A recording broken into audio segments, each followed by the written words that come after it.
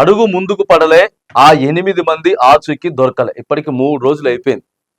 రాష్ట్ర ప్రభుత్వం చేయాల్సినటువంటి చర్యలన్నీ చేస్తున్నది. మంత్రులు కూడా పోయి ఆడే ఉంటున్నారు.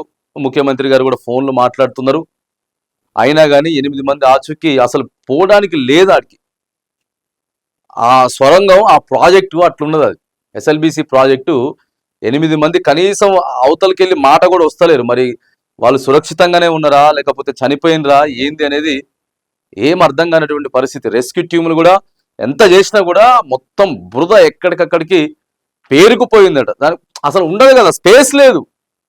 స్పేస్ ఉంటే ఏమైనా చేసుకోవడానికి బాగుంటుంది, స్పేస్ లేదు. అంతా అసలు లోపల చాలా దారుణమైనటువంటి సిచ్యువేషన్స్ ఇప్పటికీ ఇంకా కంటిన్యూగా అవుతా ఉన్నాయి. ఆ జిల్లాలకు సంబంధించినటువంటి నాగర్ కర్నూలు, నల్గొండకు సంబంధించినటువంటి ఎస్పీలు, కలెక్టర్లు, వాళ్ళతో పాటు ఇవాళ కోమటిరెడ్డి వెంకటరెడ్డి మంత్రి ఉన్నాడు. నిన్న మంత్రి జూపల్లి వాళ్ళు పోయి ఆడున్నారు. సో ఏదేమైనా కానీ ఎప్పుడు ఎలాంటి వార్త అక్కడ నుంచి వినాల్సి వస్తుందో అని చెప్పి కొంత ఉత్కంఠ భరితంగా అయితే మరి అక్కడ ఆపరేషన్ అయితే కొనసాగుతా ఉన్నది. రక్షణ చర్యలు అయితే ప్రస్తుతం అక్కడ కొనసాగుతా ఉన్నాయి.